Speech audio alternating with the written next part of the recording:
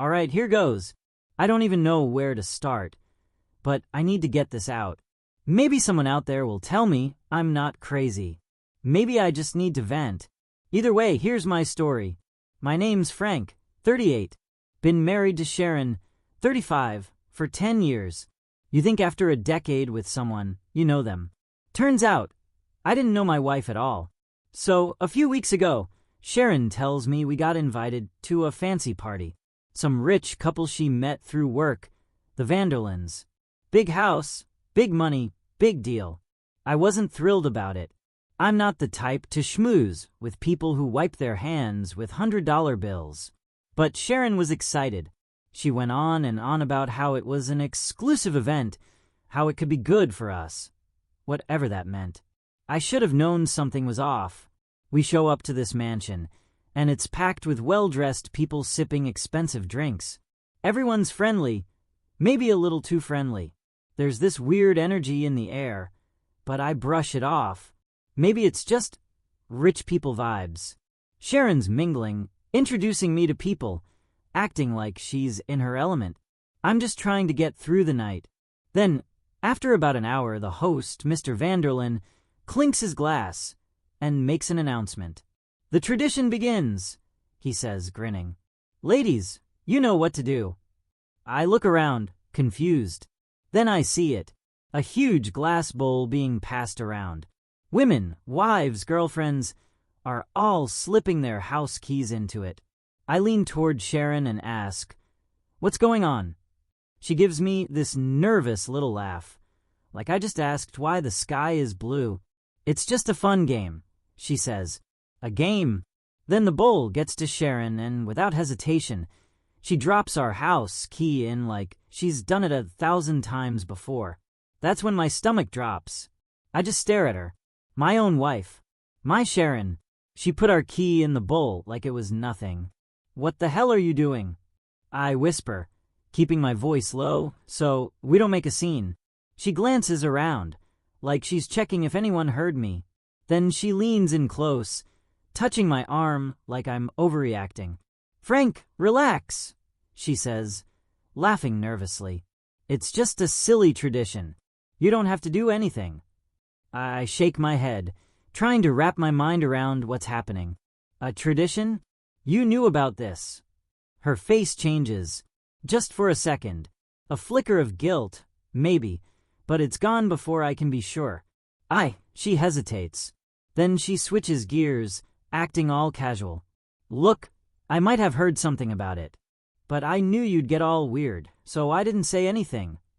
I can't even process that. "So you lied to me?" I ask, my voice lower now, but firm. "It's not lying," she huffs, rolling her eyes. "I just didn't want you to freak out. I thought you'd give it a chance first." Give it a chance? My wife wanted me to pick some random guy's key and do what? Spend the night with another woman while she did the same with some other man? I take a deep breath, trying not to lose it in front of all these people. "We're leaving. Now." She grips my wrist, nails digging in. "Frank, don't embarrass me," she says through clenched teeth, her sweet party hostess act slipping for the first time. I look at the bowl again, the keys clinking together as more women drop theirs in. Men eyeing it like kids waiting to open presents. I shake her hand off. "Either we walk out that door together right now," I say, my voice deadly calm, "or you stay here and never come home again." For the first time all night, Sharon is speechless. Sharon stares at me like I just slapped her. Her mouth opens, then closes, like she's searching for the right words. But there aren't any. I keep my eyes locked on her. "Well," I say, barely above a whisper, "what's it gonna be?" She swallows hard. "Frank, you're making a scene." I glance around. A few people are definitely watching, their eyes darting toward us between sips of their overpriced drinks. But I don't care. I take a step back. "I'm done talking. You coming or not?" Her jaw tightens. "This is ridiculous," she mutters. "You're acting like I cheated on you." I let out a short, bitter laugh. "You threw our key into a bowl, So another man could take you for the night. Tell me how that's not cheating. She crosses her arms, her face turning red. Not from embarrassment. No, she's mad. Like I'm the one doing something wrong. You're being so dramatic, she hisses. This is just a game, Frank. No one's forcing you to do anything. Some couples just talk. Some don't even go through with it. I shake my head. And what were you planning to do, Sharon? She blinks. That guilty flicker flashes in her eyes again before she covers it up with a scoff. I don't know. I just thought maybe. She stops herself.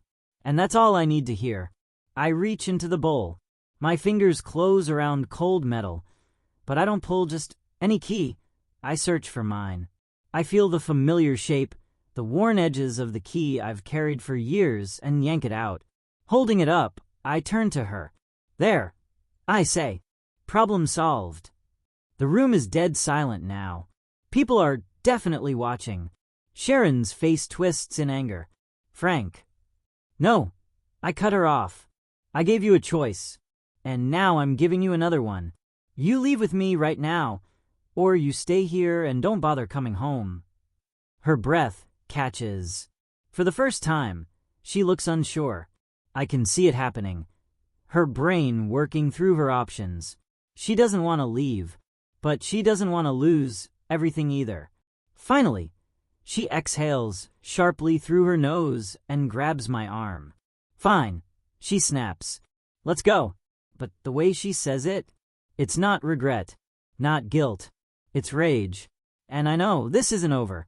Sharon yanks me toward the door, her grip tight, her nails digging into my arm. She's furious, embarrassed, but I don't care.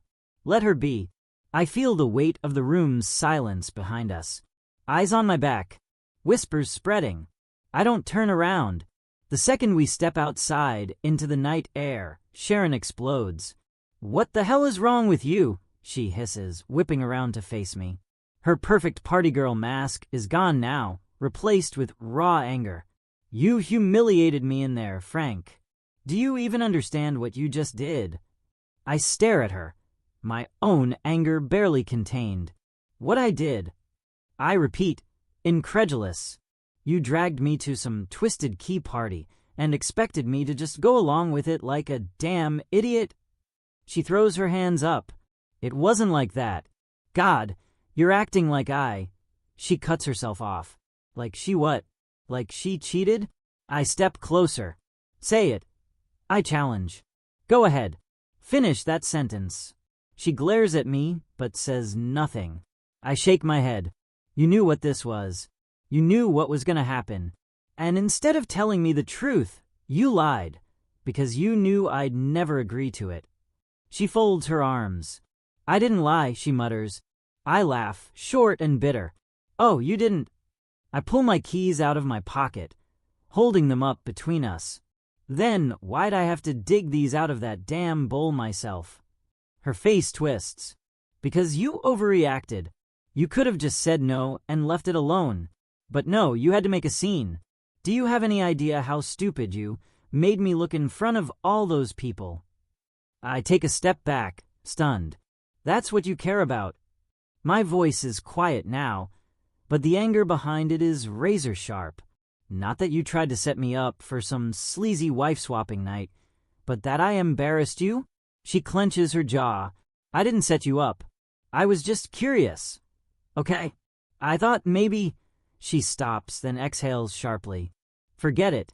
You wouldn't understand. I stare at her for a long moment. No, I say. I guess I wouldn't. We stand there, breathing hard, neither of us speaking. The night feels colder now. Then, finally, I turn away and walk to the car. Get in, I say. Sharon hesitates, arms still crossed. For a second, I wonder if she'll refuse. But then, with a furious sigh, she stomps toward the passenger seat and yanks the door open. She gets in, but something tells me she's not done fighting yet. The second Sharon slams the car door shut, I know the drive home is going to be a nightmare. I grip the wheel tight and start the engine. The silence between us is thick, suffocating. She's sitting stiff in her seat, arms crossed, staring out the window like she's the victim here, like I'm the one who ruined the night. I pull onto the road. A few minutes pass before she finally speaks. "You really embarrassed me tonight, Frank." Her voice is tight, controlled, but I can hear the anger bubbling under it. I exhale through my nose, trying to keep my own temper in check. "Good," I say flatly.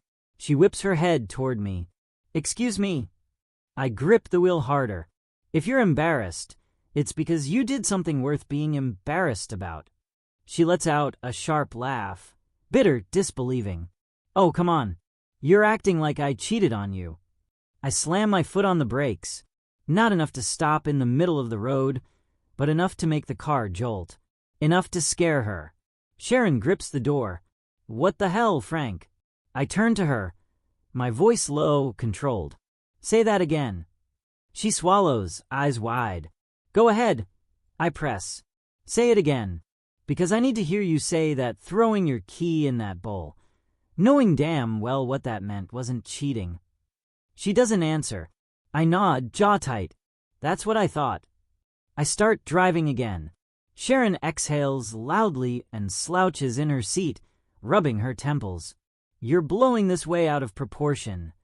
I almost laugh. Almost. Out of proportion? My wife, the woman I trusted, put our damn house key in a bowl so she could spend the night with another man. And I'm the one overreacting. She sighs, frustrated. "Frank, it was just supposed to be a one-time thing. I just thought it could, I don't know, shake things up a little." I blink. Did she really just... I grip the wheel so tight my knuckles turn white. "Shake things up." I repeat, my voice dangerously calm. She shifts uncomfortably.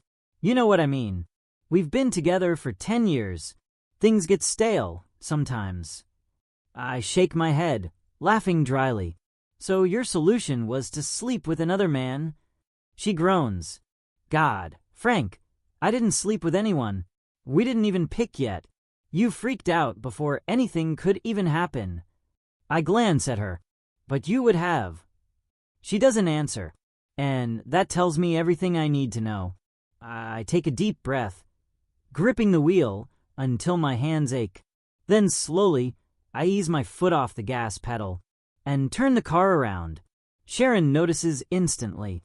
"Wait, what are you doing?" I don't answer.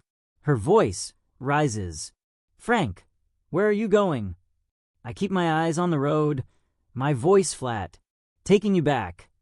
Sharon's head snaps toward me. "What?" I don't look at her. I just keep driving, eyes locked on the road. Her voice rises. "Frank, turn the car around." I don't. She lets out a nervous laugh, but I can hear the edge creeping in. "Okay, very funny. You made your point. Now turn the car around." Still, I don't say a word. She grabs my arm. "Frank, stop playing games." That makes me laugh. An actual laugh, sharp and bitter. "Games?" I glance at her. "Oh, you mean like the one where you put our house key in a bowl so you could shake things up?" Her face twists. "This isn't funny, Frank." I shake my head. "No, it's not." She looks out the window, realizing where we're headed. Back to the Vanderlands' house. Back to her choice. Her breath hitches. "You're not serious." I don't respond. She shifts in her seat, suddenly nervous. "Frank, come on. Don't be ridiculous. You made your little statement. Now, let's just go home and..." I grip the wheel tighter. "You made your choice, Sharon. Now, I'm letting you follow through with it." She stares at me, blinking fast like she's trying to figure out how to talk her way out of this. Then she shakes her head. "No. No, I left with you. I chose you." I let out a short laugh. "Did you? Because it sure didn't feel like that." She's quiet. I pull up in front of the house. The party is still going strong. Music thumping. Laughter spilling out onto the lawn. I throw the car into park and finally turn to her. "This is what you wanted, right?" I say. "A one-time thing to shake things up." I gestured toward the house. So go ahead, Sharon. Shake things up. Her face goes pale. Frank. No. I cut her off. You were so ready to do this when you thought I'd play along. So now's your chance. She grips the door handle, but doesn't move. She's hesitating. I lean back in my seat, crossing my arms. You wanted this so bad. Don't let me stop you. She swallows hard.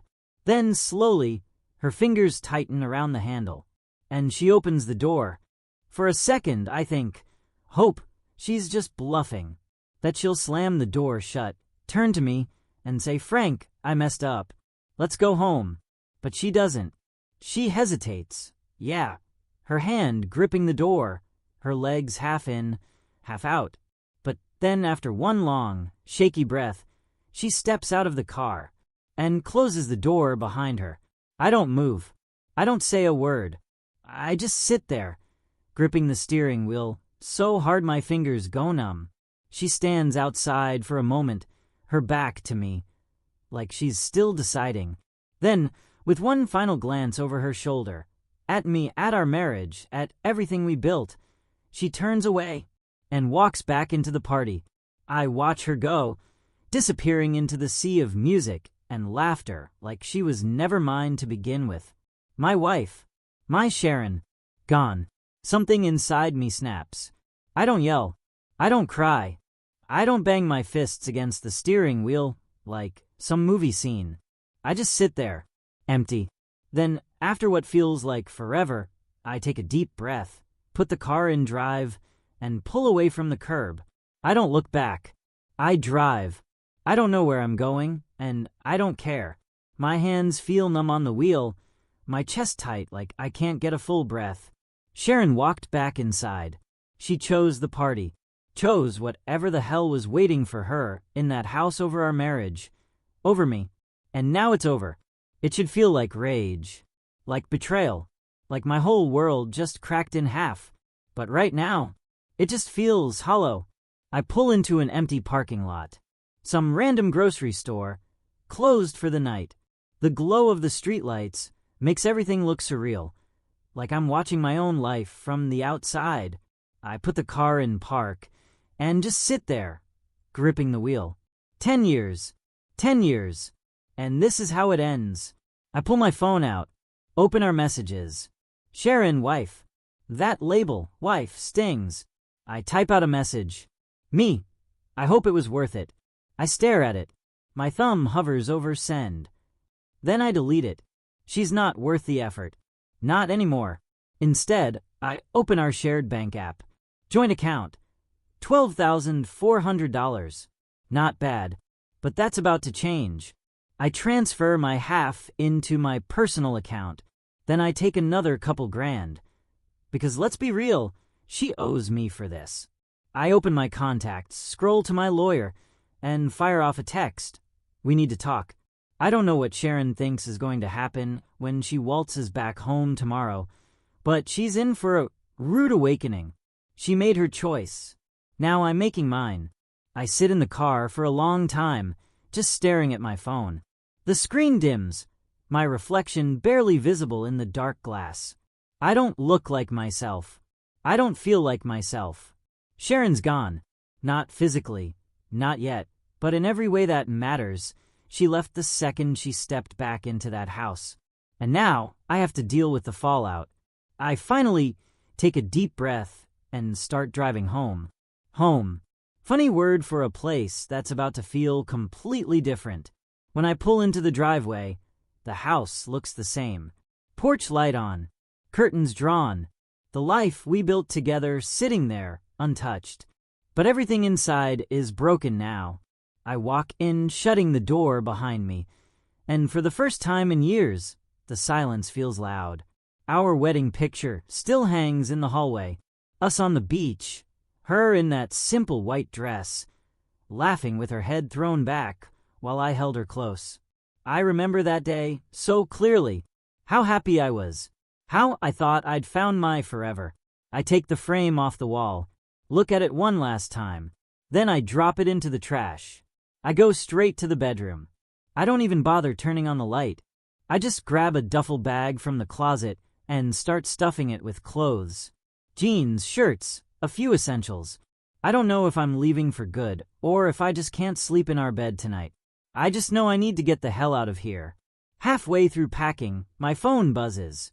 I already know who it is before I look. Sharon, where are you? I stare at the message. She walked back into that party like I didn't exist. And now she wants to know where I am. I don't answer. A minute later, another text. Sharon, Frank, don't be like this. We need to talk. I laugh under my breath. Talk. She made her choice. What's left to say? I shove my phone into my pocket and zip up the bag. As I head for the door, one final text lights up the screen. Sharon, you're overreacting. And that right there, that's when I know. There's no fixing this. I stare at the message, my grip tightening around the phone. You're overreacting. Like I just got mad over forgetting to take the trash out. Like she didn't just throw a grenade into our marriage and expect me to pick up the pieces. I toss my phone onto the bed and take a deep breath, rubbing my temples. Every part of me is screaming to respond, to unload every ounce of anger burning in my chest. But what's the point? She won't get it. She doesn't want to get it. I zip up my bag and grab my keys. I need to get out of here before she shows up acting like this is just some misunderstanding. But right as I reach the door, headlights flood the driveway. I freeze. A second later, I hear a car door slam, then hurried footsteps. Then, bang, bang, bang. Frank, open the door. I exhale through my nose, my jaw clenching so hard it aches. I don't move. Another knock, harder this time. Frank, I know you're in there. Yeah, I bet she does. I slowly turn, staring at the door. My heart's hammering in my chest. But it's not nerves. It's rage. She has some nerve showing up here like this. Frank, come on, she calls, her voice laced with fake exasperation. Like I'm the unreasonable one. Like I'm some child pouting in my room. I finally step forward and yank the door open. Sharon's standing there in her party dress, her hair slightly messy, eyes sharp with frustration. But when she sees my duffel bag, her expression shifts. Her arms drop to her sides. What are you doing? I lean against the doorframe, crossing my arms. Leaving. Her mouth opens slightly, but no words come out. She blinks fast, like she didn't actually think this would have consequences. Then, after a moment, she shakes her head. Okay, you're being ridiculous. I huff out a laugh. Am I? Yes, she snaps. You dragged me out of there just to dump me and run? Are you serious right now? I tilt my head. I dragged you out. I gestured toward her. Last I checked, you walked back in on your own. She rolls her eyes. Oh my God, Frank, I didn't do anything. I just needed time to think. I cut her off. Time to think. About what, Sharon? Whether or not screwing another guy was worth throwing away our marriage. Her jaw tightens. It wasn't like that. I step forward, lowering my voice. Then tell me, what was it like? She hesitates. For the first time, she actually looks nervous. Then, quietly, she says, I just wanted to feel wanted again. The words hit me like a slap to the face. I stare at her. Wanted. My voice comes out rough, uneven. You were my wife. You think I didn't want you. Her lip trembles slightly, but she quickly masks it with annoyance. It's not that, Frank. I don't know. I wanted excitement again. To feel desired. I let out a slow breath, nodding. So instead of talking to me about it, you went there. She swallows hard. I thought maybe. Maybe what? I step closer, lowering my voice.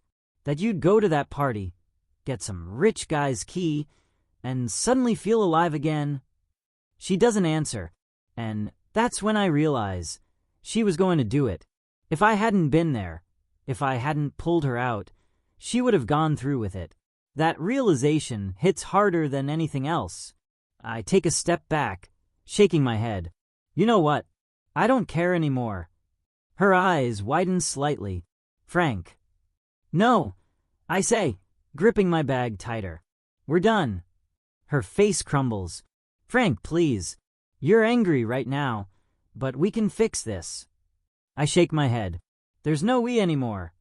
She looks desperate now. Frank, don't do this. I love you. I laugh, short and bitter.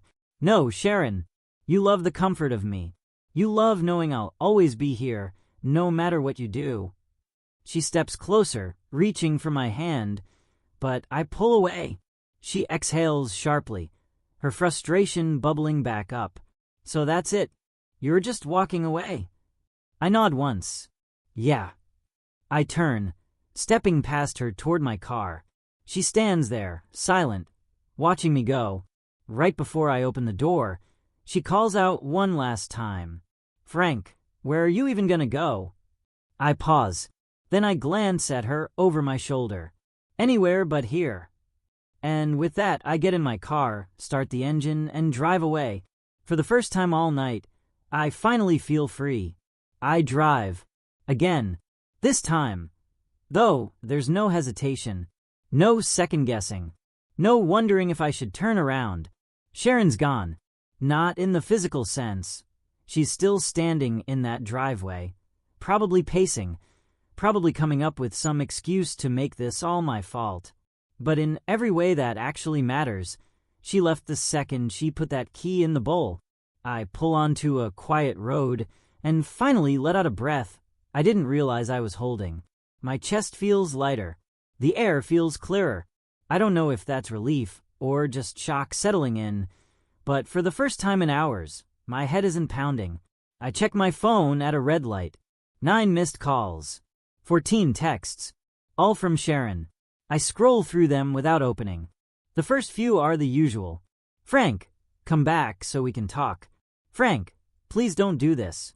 We can fix this. Then they start shifting. You're really overreacting.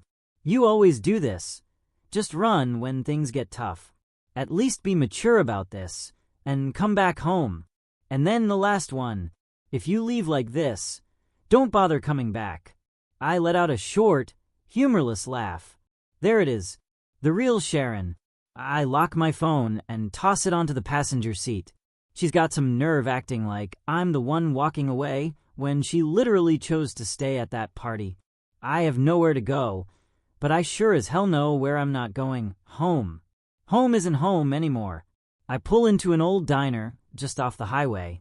The neon 24 hours sign buzzes weakly, flickering every few seconds. Inside, the place is mostly empty. Just a tired-looking waitress wiping down the counter, and some guy hunched over a coffee cup in the corner. I take a booth near the window. Order a coffee. Black. No sugar, no cream. I don't even like it that way, but right now I just need something to hold. The waitress drops the cup in front of me. Long night? She asks, giving me a knowing look. I huff out a laugh. Something like that. She nods like she's seen this 100 times before. Well, if you need anything, just holler. I nod and stare down at the coffee. I should feel worse. I should be devastated, right? My wife just threw away 10 years for a cheap thrill. My marriage is over, but all I feel is calm, like I finally woke up from some nightmare I didn't even realize I was in. My phone buzzes again. Another message from Sharon. I don't check it. Instead, I take a long sip of coffee, lean back in my seat, and start thinking about what's next.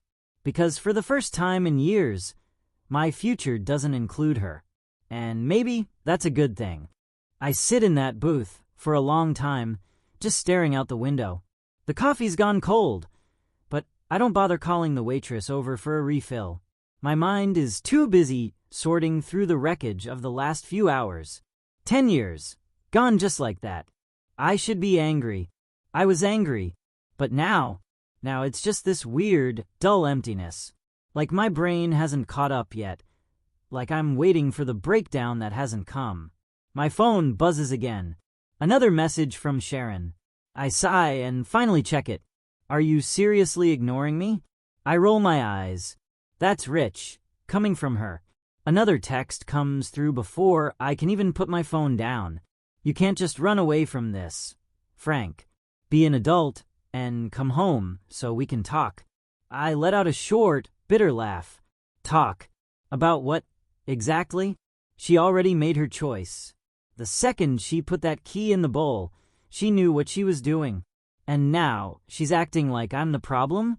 Like I'm throwing a tantrum instead of responding the way any sane husband would?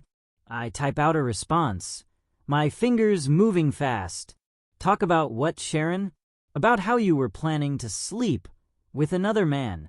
About how you lied to me so I'd walk into that party like an idiot. I hesitate for half a second, then send it.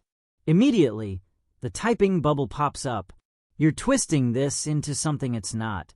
I grip my phone tighter. Unbelievable. Oh, really? Then what exactly was it, Sharon? A game?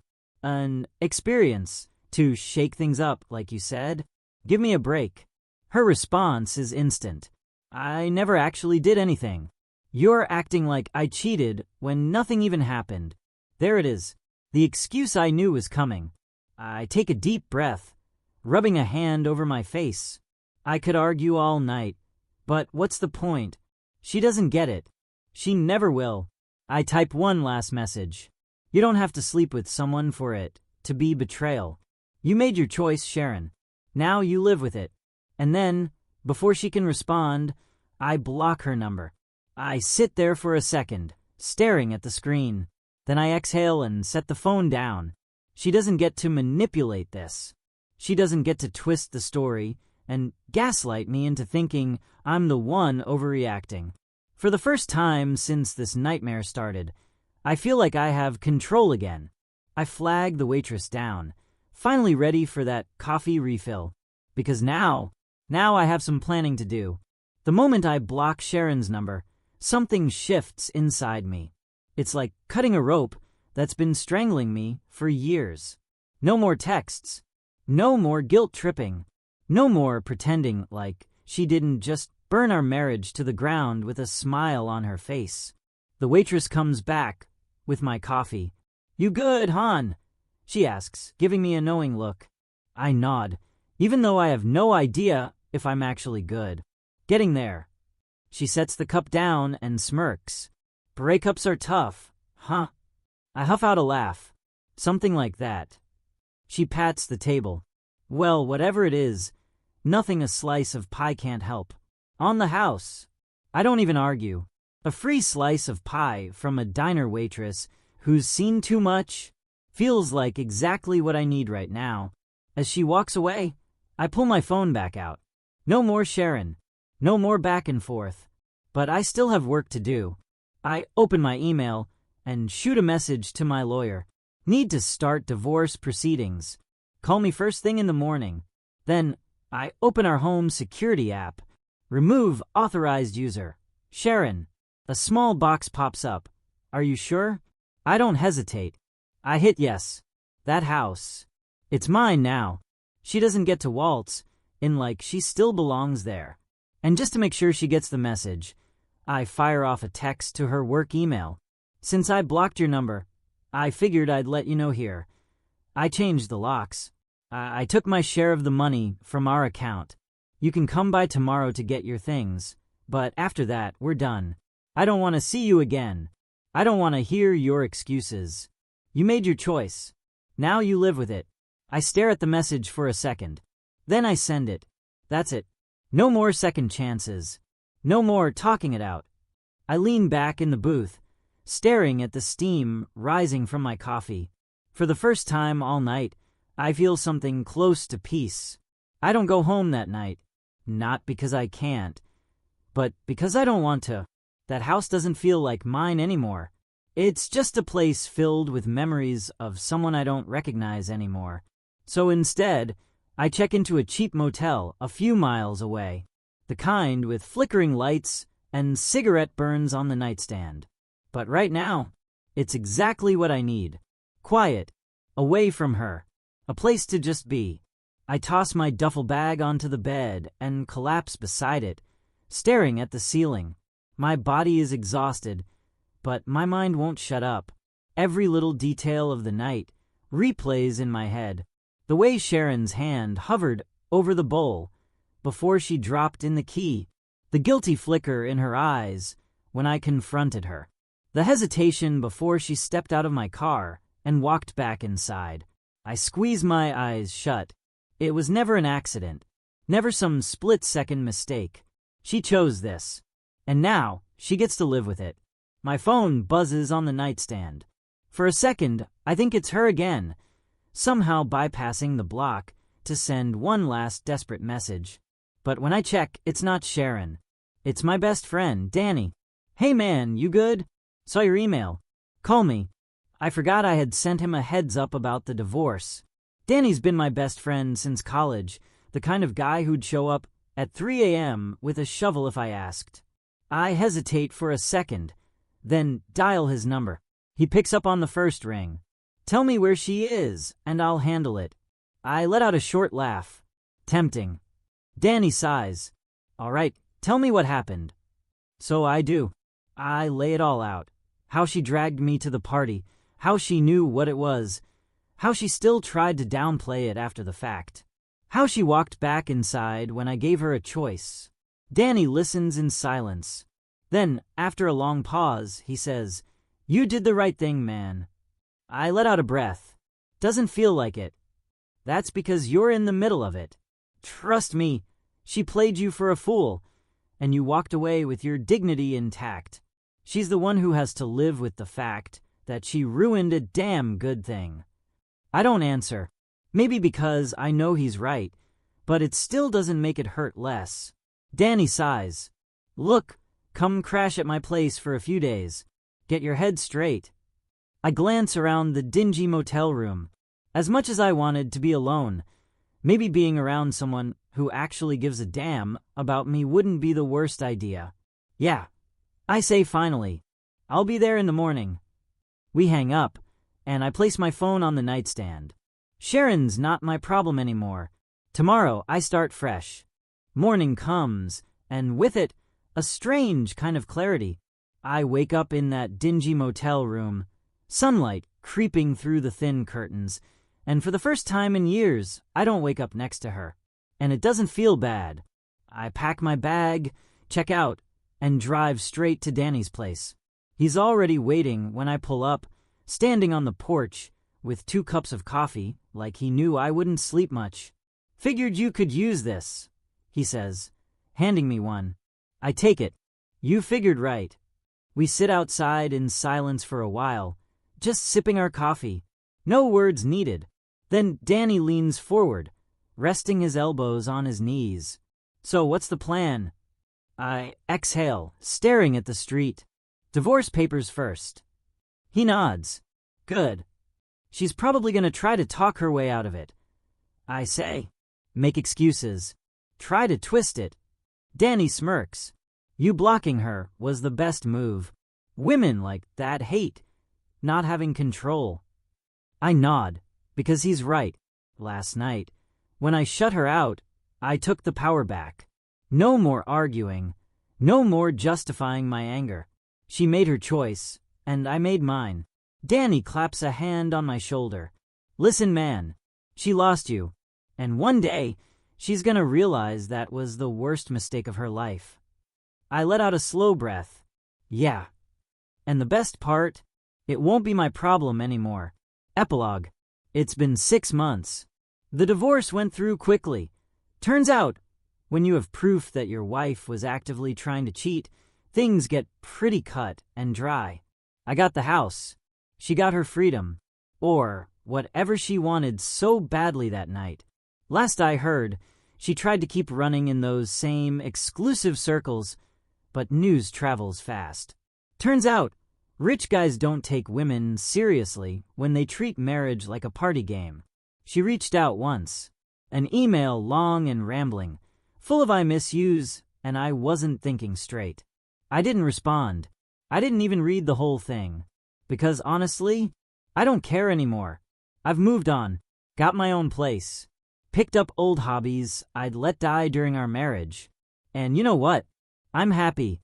happier than I ever was with her.